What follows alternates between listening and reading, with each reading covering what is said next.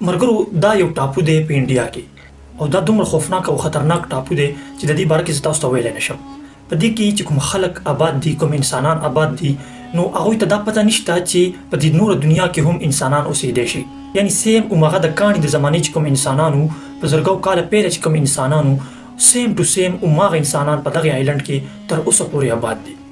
یعنی نورو انسانانو خو ترقي وکړه، هغوی په مخکې لاړو، ټکنالوژۍ کې مخکې لاړو، خو د انډیا دا آیلنډ چې دی، دا ټاپو چې دی، په دې کې چې کوم انسانان پراته دي، کوم انسانان پکې اوسېږي، نو هغه انسانان د ټولې دنیا نه کټ دي. دا آیلنډ دا ټاپو بظاهره خو د انډیا حصه ده، د انډیا په حکومت کې راځي، خو په دې آیلنډ کې چې کوم خلک اوسېږي هغوی تر اوسه پورې د مودي نوم نه دی اورېدلی. هغوی انډیا نه پېژني چې یاره انډیا یو ملک شته، خو دا آیلنډ د انډیا په قبضه کې دی.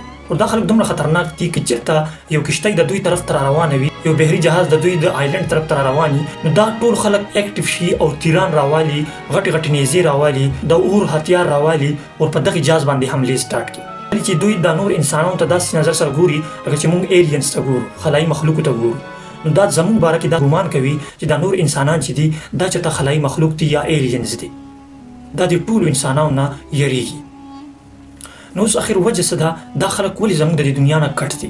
تر اوسه پورې یو الګ صرف د دوی آیلنډ ته تللی او هغه عیسایي او کرسچن و، هغه د خپل مذهب د تبلیغ دپاره تللی او هغه دا ګمان کړی او دا سوچ یې کړی که زه چېرته دې آیلنډ ته لاړ شم، دوی ته تبلیغ ورکړم، د عیسایت دعوت ورته ورکړم، نو کیدای شي چې دوی عیسایت قبول کړي او دوی کرسچن شي. خو چې کله هغه هلک دې آیلنډ ته لاړو او دې خلکو ته بایبل وښولو، کتاب یې ورته وښولو او هغې نه بعد څه نورې خبرې ورسره داسې ډسکس کړي، نو دا خلک چې دوی اکټیو شو او هغه هلک یې په نیزو باندې ووالو، هغه یې مړ کړو.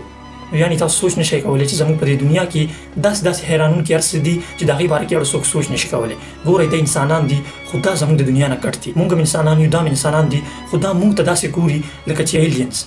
موږ نه ولې یریږي، یره ولې کوي، هغه والله اعلم. خو دا خلک چې دي دوی تر اوسه پورې په یو مذهب کې نه دي داخل. نو ستاسو د دې خلکو په اړه نظر څه دی؟ حتما راته په کمنټ کې ووایئ او دا ویډیو خامخا مخکې شیر کړئ.